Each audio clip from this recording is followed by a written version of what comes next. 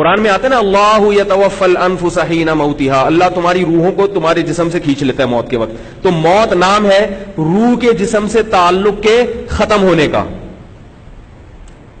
آئی بات سمجھ میں؟ تو اب کسی کا یہ تعلق 100% ختم ہو جاتا ہے، کسی کا کم ختم ہوتا ہے. تو جتنا تعلق زیادہ ہوگا اتنی ہی حیات، بول لو بھائی جملہ مکمل کیا کرو، اتنی ہی. ابھی تو پورا تعلق ہے نا آپ لوگوں کا 100% روح جسم میں، تو ابھی تو بولنے پر کوئی پابندی نہیں ہے میرا خیال. مر جائیں گے تو پھر مسئلہ ہوگا. تو روح کا جسم سے 100% تعلق ابھی ہے، مرنے کے بعد یہ تعلق کمزور. لیکن کمزور تو ہوتا ہے، ختم نہیں ہوتا، کیونکہ احادیث میں آتا ہے کہ مردے کو قبر میں عذاب بھی ہوتا ہے اور قبر میں ثواب بھی ہوتا ہے. جب عذاب بھی ہو رہا ہے، ثواب بھی ہو رہا ہے، اسی قبر میں ہو رہا ہے، تو اس کا مطلب اس جسم سے اس کا تعلق ہے. رہا یہ مسئلہ کہ روحیں علیین میں ہوتی ہیں، قرآن میں آتا ہے نیک لوگوں کی روحیں علیین میں، برے لوگوں کی روحیں سجین میں، تو ہم اس کا بھی انکار نہیں کرتے. ہم کہتے ہیں روح علیین میں بھی ہوتی ہے مگر اس کا اس جسم سے تعلق بھی ہوتا ہے. اب آپ کو سوال ہوگا کہ یہ ایک روح دو جگہ کیسے ہو گئی؟ یہ سوالات لوگ کرتے ہیں. تو بھائی یہ برزخ کی چیزیں ہیں، اس کو دنیا پر قیاس مت کرو.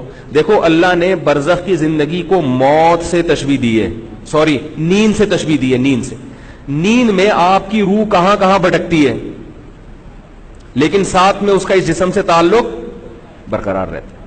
آپ امریکہ میں بھی ہوتے ہو مگر اپنے بستر پہ بھی ہوتے ہو. روح آپ کی امریکہ میں ہوتی ہے مگر اس کا تعلق اسی بستر سے ہوتا ہے. اب آپ کہہ سکتے ہو وہ امریکہ یہ والا امریکہ تھوڑی ہے، تو وہ عالم برزخ کا امریکہ ہے نا.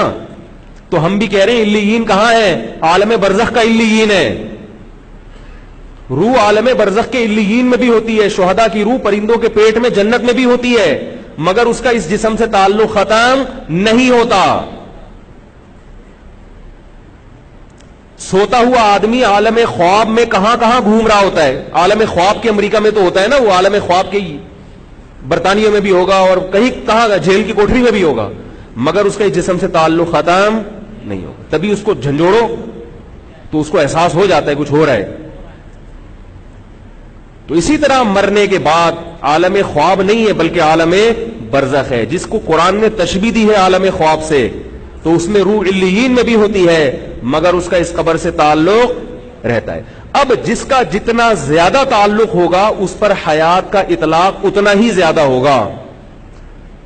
عام مردوں کا تعلق کمزور ہوتا ہے اس لیے ان کو زندہ نہیں کہا جاتا. شہداء کا تعلق اپنے جسم سے زیادہ ہوتا ہے اس لیے قرآن نے نہ صرف یہ کہ زندہ کہا بلکہ مردہ سمجھنے پر پابندی لگا دی. اب بتاؤ شہداء کا مقام زیادہ ہے یا پیغمبروں کا زیادہ ہے؟ شہداء کا مقام سے تو پیغمبر کا مقام زیادہ ہوتا ہے. تو پیغمبر کا کی جو روح ہے اس کا جسم سے تعلق اور زیادہ طاقتور ہوتا ہے. تبارك الذي نزل الفرقان على عبده ليكون للعالمين نذيرا.